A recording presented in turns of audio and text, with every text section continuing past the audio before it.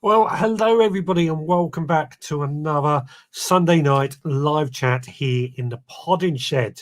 Hope everyone's well out there. I've got to admit, I'm feeling a bit rough tonight or today, so I'm taking it a bit easy. Hence why I've got the hat on, because my hair is a complete and utter mess. And hopefully we're going to be able to go right throughout this show. But if I have to call it off early, it's because I'm not feeling too great. So apologies if that does happen. So what we're going to be doing today, well, first I'm going to let you know what I've been up to this weekend in my own allotment and garden. And then I've got a little news article about why gardening isn't political, which I'll share in just a moment. But of course, let me know what you've been up to in your own allotment or your own gardens this weekend or this week. You can call in on the number on the bottom of the screen, 07307 135 174, or you can zap yourself in on the link which is appearing on the screen if you're in the Facebook page or YouTube channel. Unfortunately, if you're in a Facebook group, due to some of the rules Facebook has, you won't be able to see all the details. So what have we got out there? Stuart Jackson, good evening to you. He's saying nice hat. Thank you very much. Facebook user, which is somebody in the Facebook group who I can't tell you who that is, saying evening. Steve is out there saying evening. And Turbo Stream, a good evening from a misty and foggy Birmingham. Good evening to you.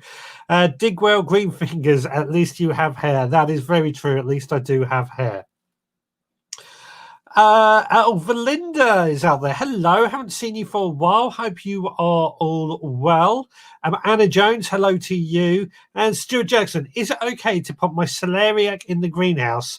They are still in the buckets. Thanks.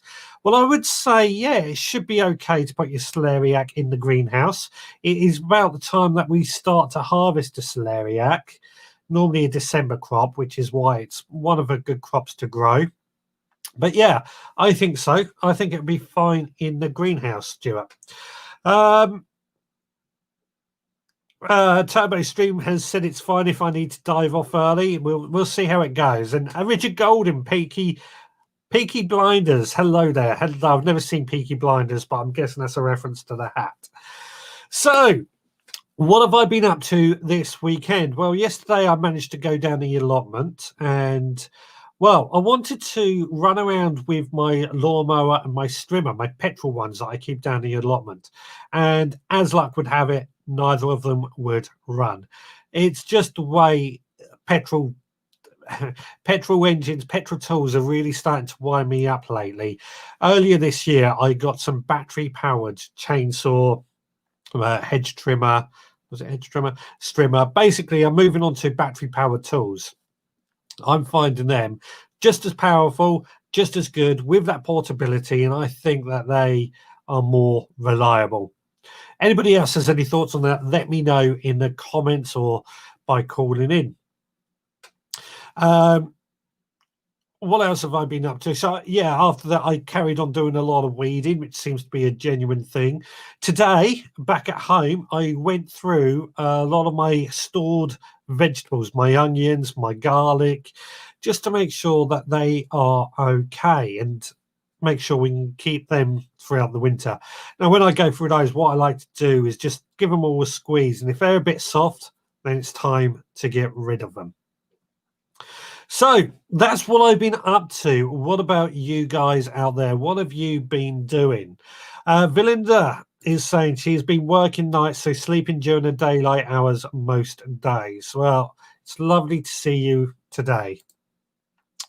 Good evening. Keep taking the tablets. Help you keep going and keep well. Not actually taking any tablets. I try not to take any pills unless I can really help it. Turbo Stream, he hasn't been down to my allotment much the last few weeks. It's been too wet to do anything but the odd harvest. I think that's a genuine thing that happens at this time of year. I'm always very, very careful not to fall into that that category where when it gets too wet on my allotment, the van ends up getting stuck in the mud. So definitely worth playing it by the ear and seeing how the weather goes.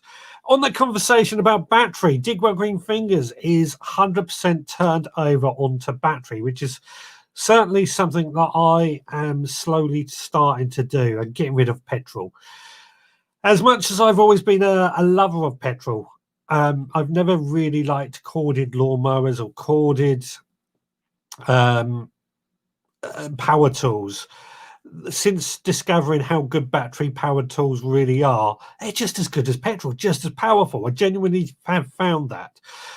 I wouldn't want to leave any battery tools down on the allotment just yet, especially when they're quite new, but there will come a point that that will happen. Now, Steve hasn't done much on the plot this weekend, just planting out some broad bean and cabbage plants. I think he shared a photo of that in the group. I think that's the only photo we've had in the group this week, so I haven't got any photo videos to show you. And my dad planted some apple trees today. Fantastic. I asked last week about what fruit trees everyone was growing, so apple trees is a good start. I do like apple trees as well. And Digwell it's been a bit wet, so picking things, no real work on the plots. So Allotment Life has joined. Hello to you. And what else have we got? Stuart Jackson. Sorry, it's me again. Is it still okay to sow peas and broad beans, or am I too late for an extra sowing? No, there's plenty of time to sow those. Last year I sowed peas in December and they actually did grow. If it wasn't for the chickens, we would have had a good harvest out of them. So definitely time to sow them. Richard Goulding, how's the shed getting? Are you still having trouble with the wood? Well, yes. Now that's a good question, actually. Now, if anybody doesn't know, I am in the process of building a new shed at home in the garden. And I'm building this from scratch to my own specifications. And I've built the framework, and about 6 weeks ago, I ordered the cladding. Said a 7 to 10 day delivery time, but it still hasn't turned up. And I have been ringing up the company on a daily basis, sometimes twice a day, not even answering my phone calls. I've sent emails. Basically now, I have contacted Trading Standards, Watchdog, and complained on Trustpilot, just to try and find out what's happening. And I've also contacted my credit card company, paid on a credit card, thankfully, and with the insurance that they cover it with, I will, of course, get my money back. It's delayed my plans on building this shed, but yeah. But yeah, it's pretty annoying, actually. I think I like to buy or support some smaller companies when I buy stuff. I think now I would stick to Wix's or somewhere like that after this trouble. Really annoying. Really, really annoying. I love two-stroke engine, though. Looking out for a cheap second-hand strimmer. I mean, I do like a two-stroke engine, don't get me wrong, but battery, sorry, so much lighter, so much easier to start. I'm just a lot happier. Yeah, Allotment Life, Brian. I didn't know your name was Brian. I just couldn't think of it at the time. And he said, I still have my peas and beans to sow. Been promising myself to do it for the last 2 weeks. Has anybody else found that this last month it has been really, really busy for some reason? I know we've been in this lockdown, which really hasn't been a lockdown, but I'm interested to know if anybody else has found that despite that, it's been incredibly busy. Now, Dad has planted the 2 types of apples, Cox's and Worcester Pear Maine, which are a couple, actually, Worcester pear Maine, I do grow myself, and actually they're quite a tasty, reliable cropping apple. And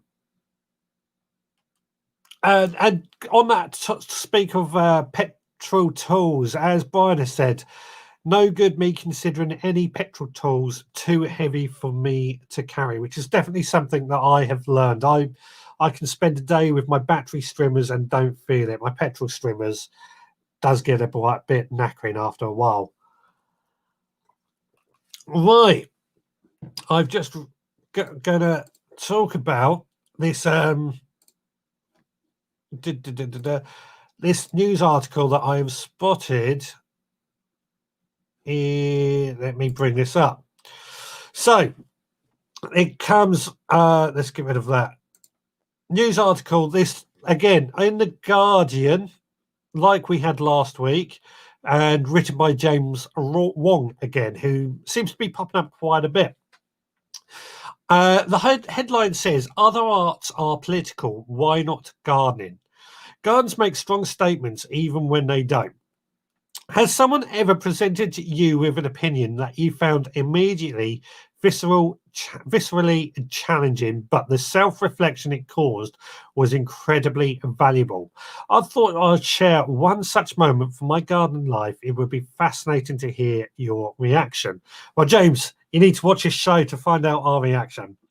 About 5 years ago, I was admiring one of my favourite conceptual gardens at the Hampton Court Flower Show. Among a collection of avant-garde horticultural installations was a design inspired by the issues facing displaced people around the world. In the 10 minutes I stood there before being dragged away with work, I overheard at least a half a dozen visitors decreeing it not for its planting, hardscape design, or use of colour or form, but because of the perceived importance of keeping politics out of gardening. My instant reaction was that whatever your politics, would anyone have made a statement like that in an art gallery? After all, stepping out of a theatre or a film screen and going to a concert, while I absolutely understand that in a world of increasingly polarised and angry politics, plants might seem like an essential escape. Why is it gardening is not considered to be like any other art forms that are shaped by it and also shape the political world around us? The only logical conclusion is that if you believe gardening should be a politics-free zone, you don't consider it a form of art on par with music, sculpture, or cinema, but instead just a sort of frivolous pursuit of decoration. That is a perspective that I feel not only underestimates the intention and skill of horticulturists, but ruins your appreciation and enjoyment of the work. All aspects of horticulture are based on political ideas. The reason why British-style gardens have replicated around the plant, recreating the green lawns of Surrey in the deserts of Arizona, or introducing UK wildlife in places as far-flung as Australia in order to mount entire landscapes into Beatrix Potter ideal, is because of political beliefs. At flower shows, tropical gardens aren't considered simply to be those using plants from a climate zone, but rather a distinctive style of gardening, usually set within colonial maps and explorers with helmets. This may not seem political to many visitors, but they are, of course, deeply political statements. So let's get rid of that. Get rid of that and come back to me. So basically, he is questioning why we don't consider gardening political. And this is something I've been discussing quite a bit on other channels. Let me get rid of that. Sorry, I didn't realize that was still up. On another channel where we're talking about getting kids into gardening and getting schools into the garden, which is a political issue.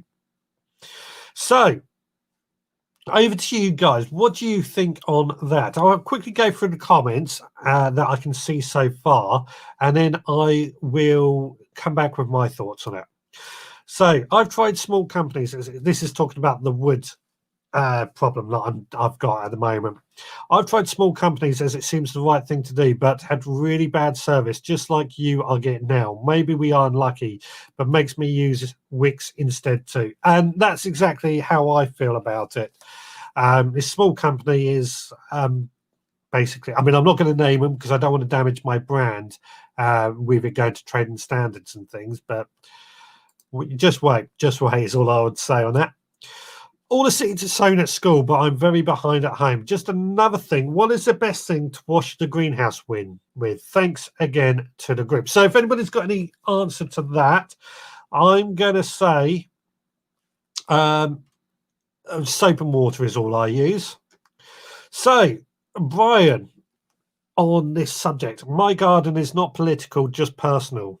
And there we go. And he goes on to elaborate. For me, it's simple. I just enjoy growing what we as a family eat.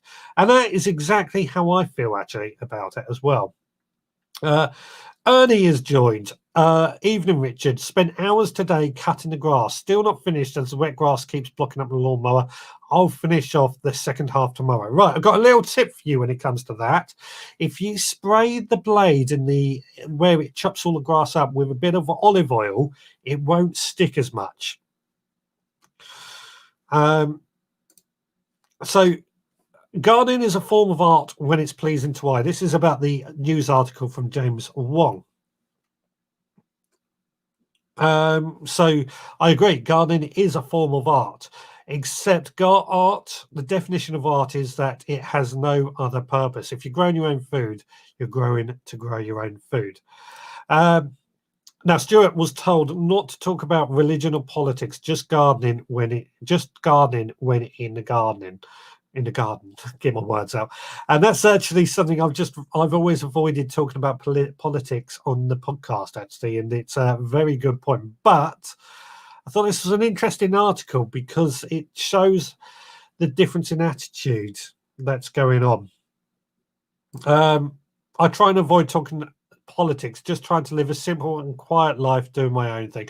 Right, this is not going to be discussing politics, i.e. Labour versus Conservatives. This is just about gardening, not in the political eye. We'll put it like that. Okay, keep politics out of gardening. Okay, I'm getting the message here. I avoid dobbies like the plague. Shocking service. I've never used dobbies, in all honesty, apart from when I've popped into their shop. We don't have many near us, but we do have some very good. I can't believe I'm saying this to anybody's heard what stuff I've said in the past. We've got some very good local garden centres near us that used to be a large company, and I've frozen. Hang on. Can you still hear me? Let me see what's going on.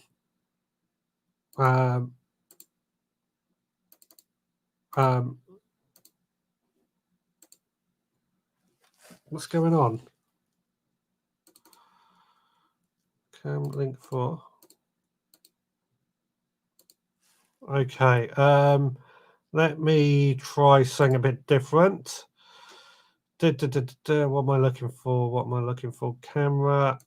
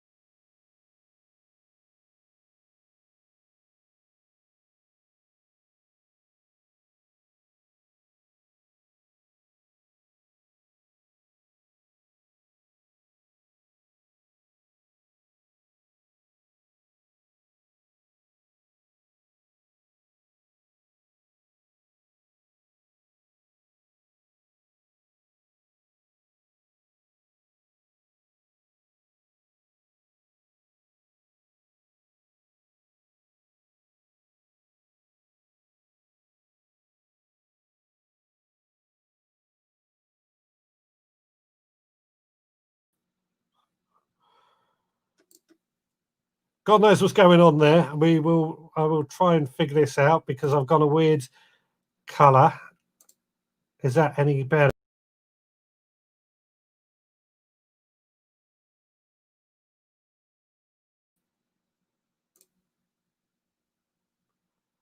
Hold on, I'm going to close down the program. Bear with, and I'll come back.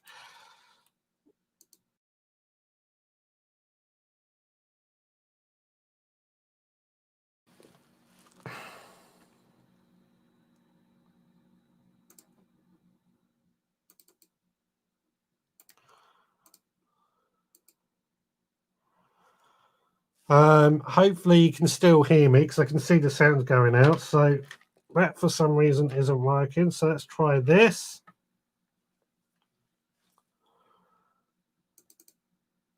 There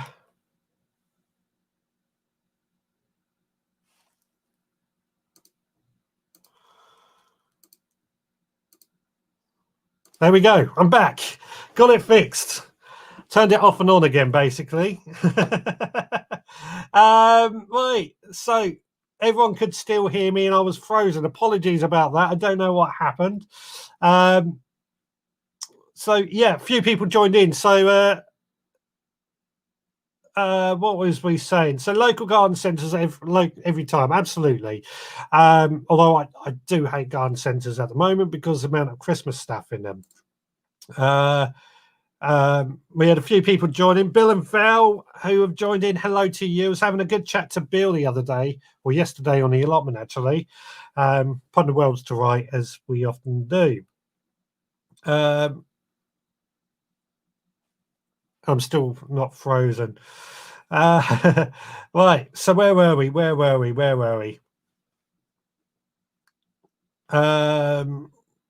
Yes, right, we're back. Good. So, people are talking amongst themselves. That's great. Okay, so yeah, this whole thing about, I think we're going to skip over that news article then about the political and in the gardening.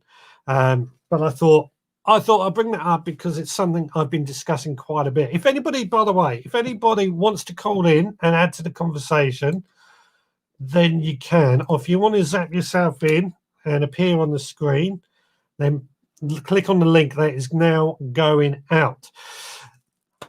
So yes, this let's bring it back to this timber because people were asking about this. Now, I'm building, or the plan is building this new shed, and I've been let down quite badly by this small company that I thought would be a good place to buy some wood from. Now, it's one thing not being delayed. I can accept being delayed. You know, the 7 to 10 day delivery window that has been surpassed by about a month now. With how everything going on in the world and what's going with this November lockdown, I thought, you know what, I'll give them a fair shout, give them a chance to catch up. But what annoyed me more about this company is that they have not once came back to me and said, it's on its way, or we're a bit delayed. They've just completely ignored me. Stuart, who's in the group, who knows the company I'm talking about, and why I'm not mentioning them because I don't want to damage my brand with this. He actually put a comment on their page, on their Facebook page, and it's the only one from that day that hasn't been deleted. We have somebody coming in, so we've got. Is he ready? Oh no, he's disappeared. I thought we were about to have somebody join in the stream there, but they've disappeared. They might come back to add a conversation on this. So Turbo Stream, we only have one garden centre that was a Y-Val, but now bought out by another chain. I've got to say, I was so disappointed with Y-Val in recent years before they disappeared that it was rather annoying, I thought. Is the Woodyard closed due to COVID? I don't think so. The trouble is they're not getting back to any messages or anything like that. The only way I provoked a response was when I left a review on Trustpilot. And I got a. They came back with, oh, can we have some more information? And then he flagged my comment and a few other negative comments as being false, which unfortunately it hid those comments, but now they've all came back because of the fact that all these comments were proven to be correct. So the fact that they are able to respond to those things tells me I don't think the woodyard is closed.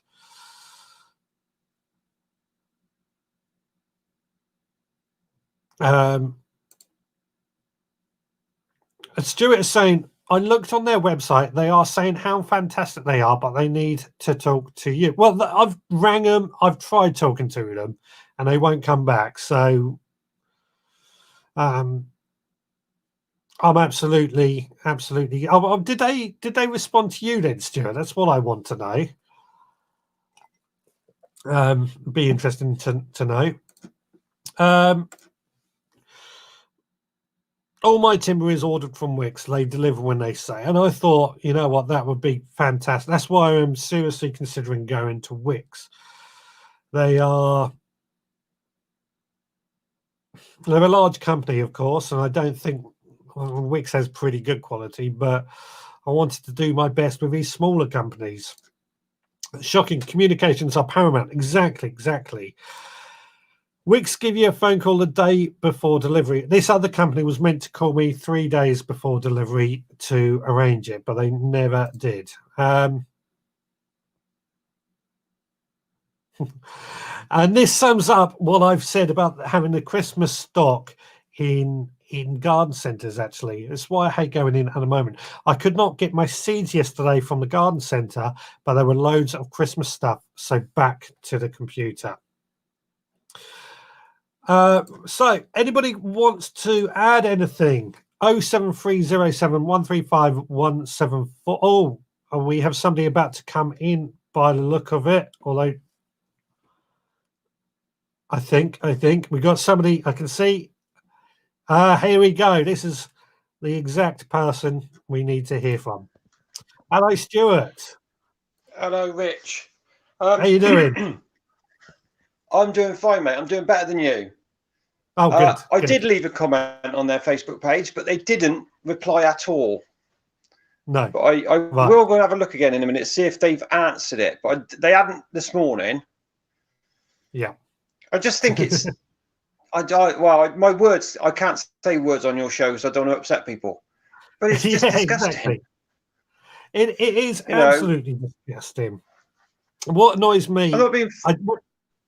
when you left that comment on that company, there was several other comments left on that day on that same bit, and they've all been deleted.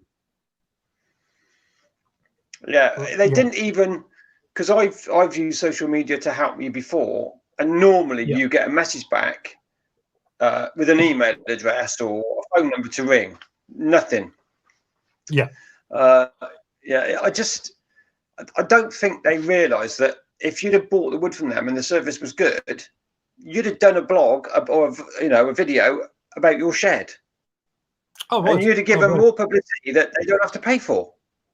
Yeah. I would recommend them. Yeah, but you're not going to now. I have to be really careful what I say here because I don't want to drop you in it.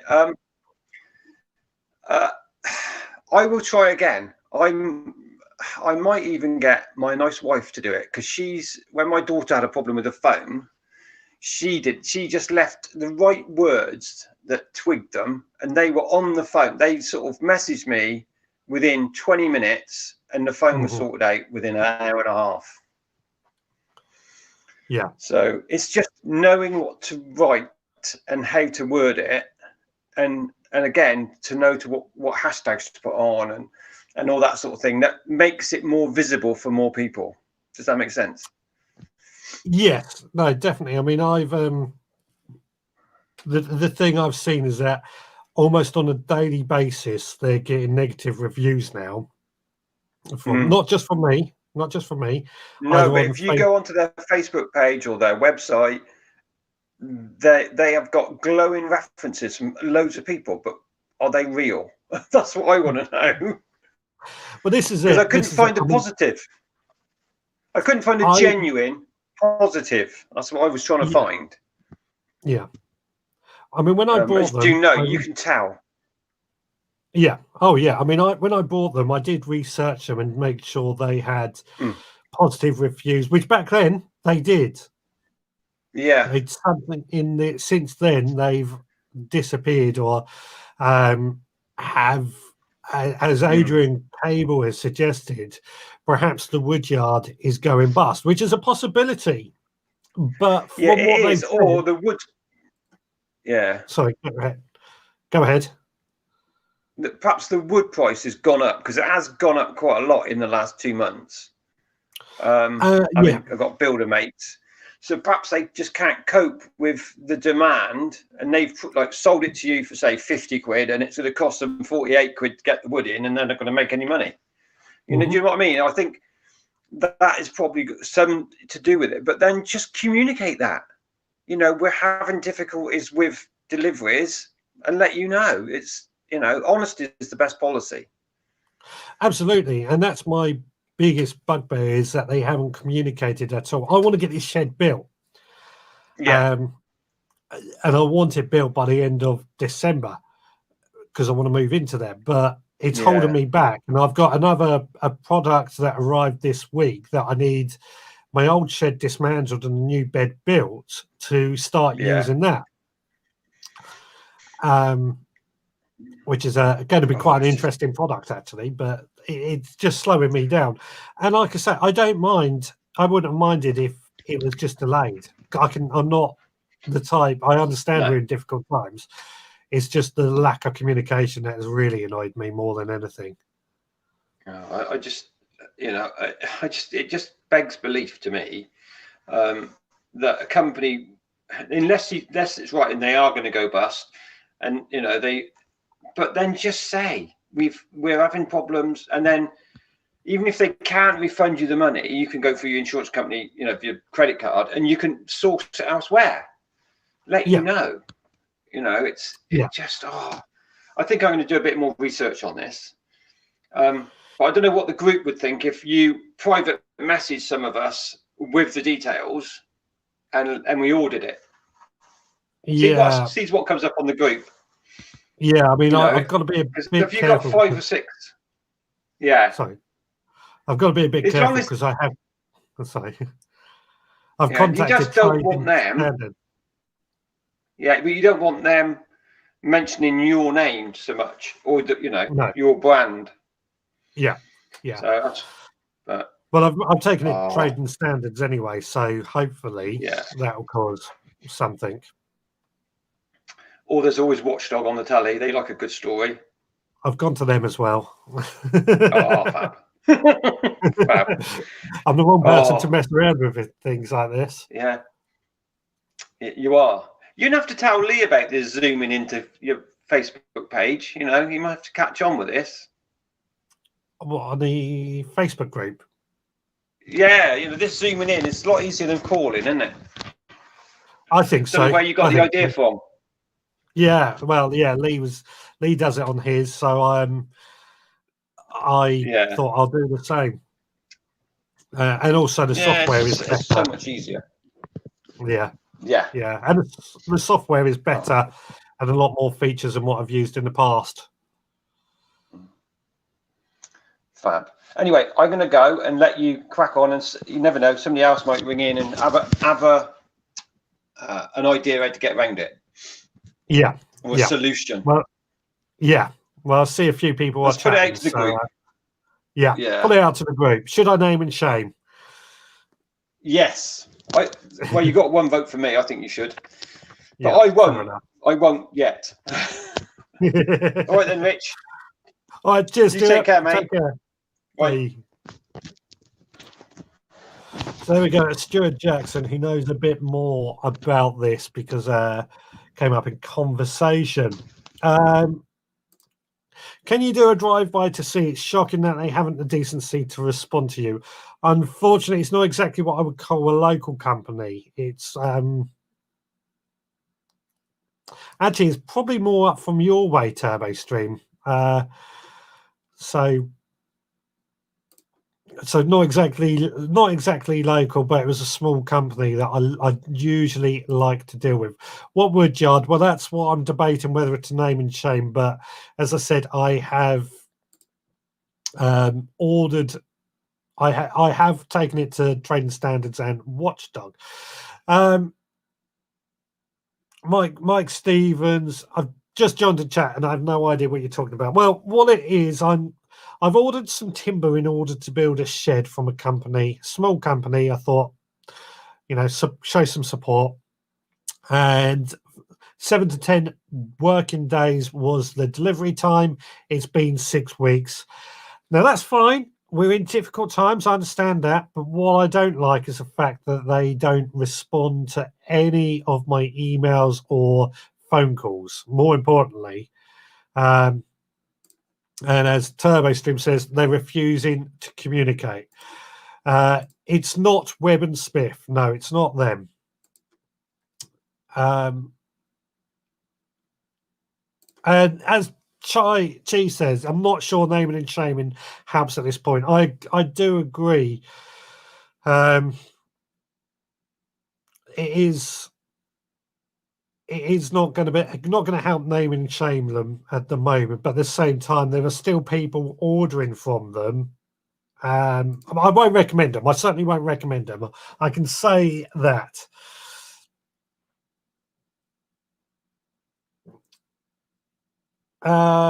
Late to the hello, Julia. Happy birthday to you. See you there. But yeah, so I'm hitting buttons everywhere. So yeah, so Stuart reckons I should name and shame him, and she is saying she doesn't think it will help. And I've got to say, at this point, I'm with Chi on this, because I don't think naming and shaming is going to achieve anything. I've taken it to Trading Standards, and I have taken it to Watchdog, just to try and get a reaction. More than anything, I just want a reaction. Can your bank claw back a refund for you? Yes, they can. It takes 30 days, because I've done it on my credit card, which I always recommend. If you're buying anything online, buy it on your credit card. Have the money first so you can pay it straight off. But a credit card just gets so much more insurance with it, that I think it's worthwhile doing.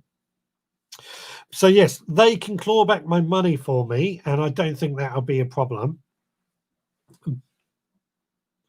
And as Chi has also said, the difficulty is you don't want others in the same boat. And I know there are still people buying from this company, and it's not turning up from them, because I'm seeing the comments on a daily basis, which soon get deleted or disputed.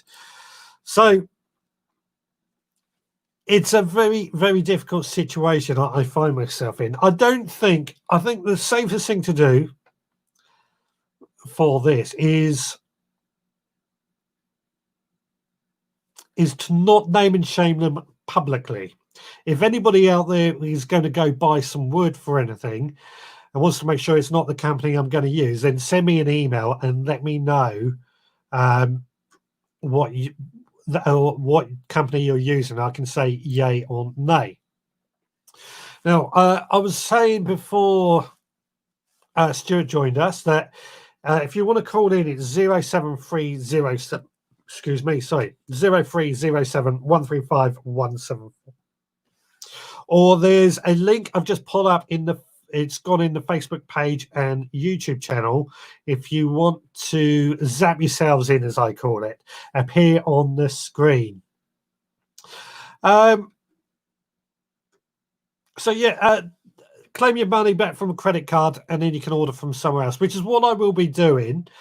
The annoying thing is it takes 30 days for my money to come back on the credit card, which not a huge problem, but if I was one of those people that relies or wanted to do that and needed that money back before you can buy somewhere else, you're delayed by 30 days because you need the money back first to buy it. I'm not in that position myself, But what I don't want to do is order the wood and then it turns up from both places at the same time.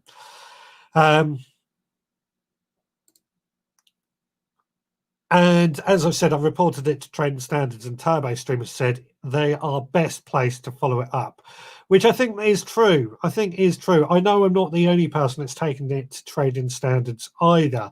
There's several people out there who have done that. So definitely that.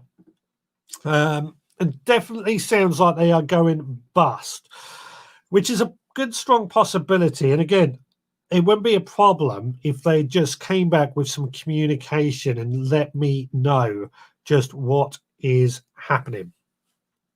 Richard Vobes has joined. Hello to you. And he is saying, I like the hat. I'm only wearing a hat because my hair's a mess.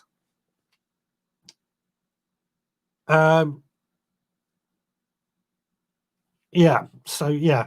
And Stuart, who called in or zapped himself in earlier, he has just been told that I've gone about it in the correct way. Trading Standards will sort it. They may even get you compensation. So going through Trading Standards, it seems to be the way forward, which is what I've done. I honestly do not like having to go to Trading Standards. It's the first time in my life I think I've ever done it. And as I said earlier, if you were listening, now a few new people joined in this time, so I'll just explain what we're talking about. About 6 weeks ago, I ordered some cladding for a shed I'm building, some timber, and the website promised a 7 to 10 day delivery. It's been 6 weeks and it still hasn't turned up. So I've tried to communicate. Now, not turning up is fine if they communicated with me and told me, they may be off with COVID or whatever, but they have not communicated with me at all. The only time I had something back was when I put a negative review on Trustpilot, and then they contacted me after for more information, and I've heard nothing since. So I've taken it to Trading Standards. I've taken it to Watchdog, and I'm going to be getting my money back on my credit card. So not a huge problem in that regard, but I do feel bad for taking it to Trading Standards and what have you. However, it is an issue that needs resorting, and all I wanted from them was an email or a phone call saying, be delayed, it'll be with you by this day. So if they are going bust, simply responded by phone or email is courteous and wouldn't cost them. Indeed, they would have more respect. And that is absolutely true. If they were going bust and they just said, we're having troubles, I would be absolutely fine with that comment. And I would tolerate that. And if they are in financial difficulties and taking monies, then Trading Standards might investigate for fraud. Best not get involved in that kind of situation if you can. So I think the overall riding thing, as everyone is saying, we don't name and shame them just there. But if anybody is going to go buy some wood, let me know beforehand who you're going to be using, and I'll tell you whether or not it's this company. Right, I've actually lasted and feeling so much better now. I thought earlier I wasn't going to make this whole hour show, so we've done pretty good. Well, 3/4 of an hour in, 15 minutes left. We can see it through to the end. So I think we've wrapped up that conversation now. I'm going to bring it. We've the political question has been pushed to the side. Wasn't the right question to ask on this show. Stick with gardening, and although that was politics and gardening. So what is everybody going to be doing throughout December in their own allotments and gardens? A bit of a miserable time in December. There's not a huge amount to sow in terms of seeds. I struggled with the supporters members club this month getting the seeds out, but I have excuse me, I have managed to send them out. But December, and I hit upon this when Stuart was on the line. I wanted to build my new shed so I can take down my other shed. And I've been given from a company called Subpod a really interesting compost bin that basically goes into the ground, and it doubles up as a seat at the same time, called Subpod. So I'll find a picture quickly online to show you, so you get an idea of what I'm talking about. Let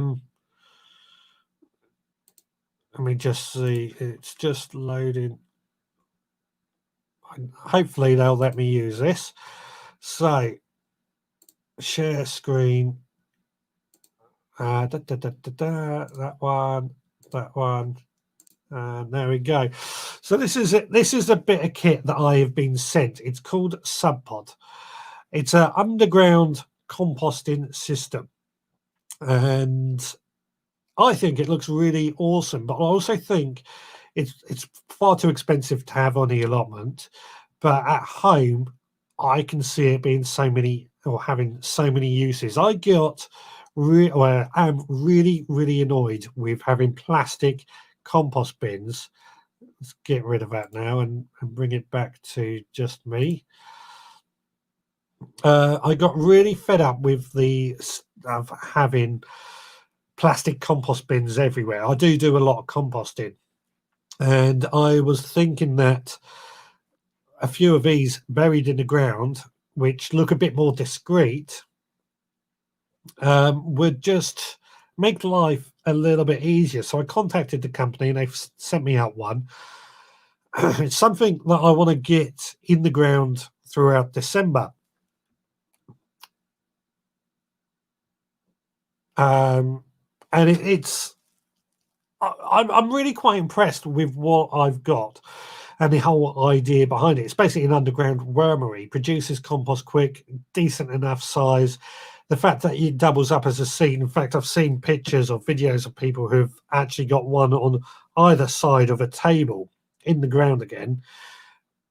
But it 2 for 1, basically. Get a seat and you get a compost area. So all good there.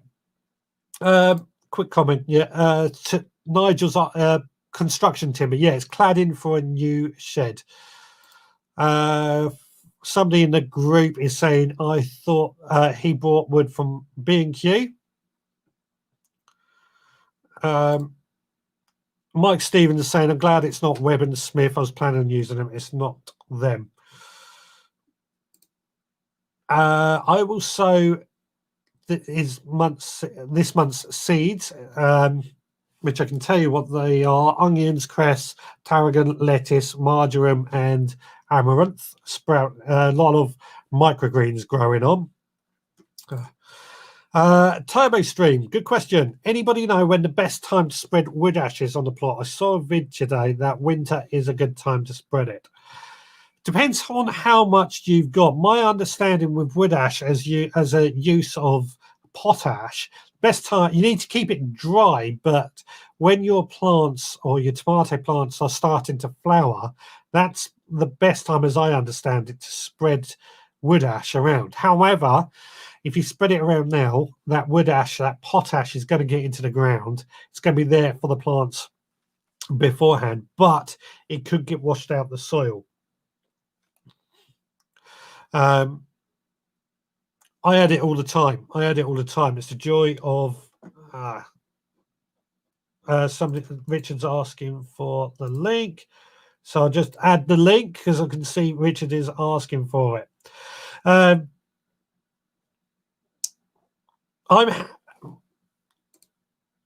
I'm having the lawn dug over in order for the frosts to break up the soil and give it fresh life into it. I've not done that. I've dug over the soil in years, and certainly not had good enough frosts down here to break the soil up anymore. It used to happen all the time, but we get it so mild get it so mild here that the frosts just don't break up any clods of soil anymore. If we ever get a really good winter, then it probably would. But I'm not sure where you are actually, Mike. You probably are much colder climate than what I have here. We've got somebody just coming on into here. And Mr. Vibes. That's a good cup. It's a nice cup. Got any more? One's chipped. What? How did that happen? I don't know, probably in the washing up bowl. My question for you, you were just talking about these subterranean Compost system. Yeah. What, can you not just dig a hole and basically stick all your compost stuff in the hole and then just cover it with netting? You can do that. You can do that. You just pointed out a fatal flaw in the idea. The trouble with that is that all the compost end would be quite difficult to get out because it's going to be part of the soil. It'll probably end up in the soil anyway. What if you lined it with plastic or something? You could do that. You could do that, but you want the worms to come in, which is why you've got the holes on the side and ventilation as well, which is quite important. What if you lined it with some very cheap cladding, which appeared at my house recently? Very nice cladding, and drill holes in that. I'm just thinking, because you said it was expensive and you couldn't have it on your allotment because someone might nick it. But if it's underground, how would they know? Well, you got these two plastic lids on them. I mean, it's still the same chance at home that somebody might see it and steal it, but it's unlikely to happen at home. I wouldn't. They would have to dig it out, though, wouldn't they? They would have to dig it out, but given how easy it is to break into allotments and steal things from an allotment site, it's not unknown because thieves on an allotment site can spend all night going around every single allotment plot stealing stuff, and nobody would know. Oh, I see. But I was just thinking, if they're expensive, then just digging a hole, lining it with something with holes in it, so the worms can get in, and then covering it with fake grass, or Yeah, I mean, there is a style of gardening called Keyhole Gardening, which is a bit like what you're talking about, and a bit like this sub pod. Right. Which basically you fill up from the top, you've got beds around it and everything. Let me get rid of Mike Stevens' comments, sorry. And you get all the worms do the work, the compost goes into the soil. So it does happen out there. The thing I like about this sub pod is that it can double up as a seat in the garden as well, or if you've got a small garden, it's somewhere else, somewhere a bit more discreet to hide your compost bins. Right. Oh, okay. But you are right. Thinking of a cheaper, more skin-flint alternative. Yeah. I just thought, oh yeah, a hole, putting it underground. There must be loads of things that you could stick on if you've got limited for space. Things that you could put underground, especially if you've got a raised bed that can go over the top of it. Yeah. I mean, there are hundreds of things. The trouble, if you use wood will rot in the ground quite quickly. Yeah. So plastic is the only thing that would last. I don't see any fun in just using a plastic box, for example, although it get filled up quite quickly, and just stick that in the ground with a load of holes. That could probably work. Like a plastic box you might buy from Wilkinson's or somewhere. So as another alternative. Is that an important thing, getting oxygen into the compost? It is quite important if you're using the microbial style, or even the worms, which is using worms. Oxygen is quite a key, otherwise it becomes stagnant and it doesn't break down as quick. If you're using microbes, obviously they need oxygen to live, and they need to, if it's no oxygen, they won't break it down. Yes. Oh, interesting. I just thought I would throw that in as a spanner.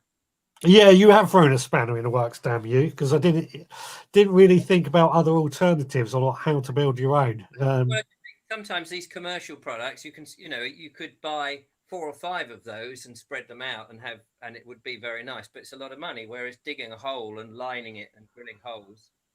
But as you say, I mean, even if you dug a hole, as you said, and you just put the compost in, so as long as the worms can they're getting it out, you've got to dig it out anyway, presumably. Yes, I mean this. You get a little tool actually for aerating and digging it out as well.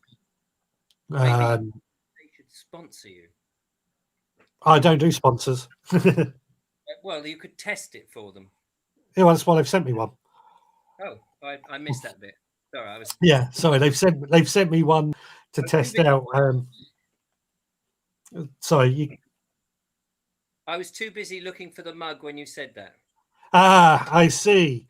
And now I see. I'm the mug for missing it. So the sound dipped in and out there.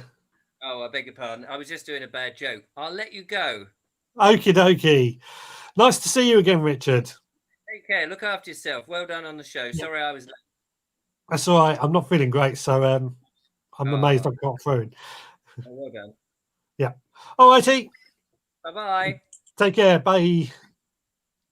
There we go. That's Richard Vobes. So we'll have a quick look at the comments, and then I think we will close up for the night. Sound Vision is amazing tonight. No buffering at all. You work some magic. You weren't here when I froze earlier then. Not a huge amount of ash, even though I have a fire most days. I will spread it before Christmas. I think it has time to wash into the soil. Brian, I invested in a wildlife camera to catch thieves on our plot. Me too. Me too. Not that expensive, and even got infrared night vision, so well worth the investment. Turbo it's a good way to make compost, Mike. Lay the turfs green to green and pile them in a corner, and you will get lovely compost in a year or so. Yep, that could work. What about concrete? I guess this is for the underground composting system. Concrete could possibly work. I've trenched compost successfully in the past for runner beans. In fact, when we were on Kevin's allotment, he was digging out his trench for that as well. And basically what Brian's on about there, you dig a hole, for those that don't know, dig a hole, fill it up with kitchen scraps, pile over your soil, and let plant runner beans in the top, and they feed off that soil. Stuart Jackson, I'm with Richard Vobes. I have tried a compost bin before, halfway in, halfway out. I would in my mower. I would run my mower over it and put it in the ground with a wire cage in the soil. Wire cage, that's an idea.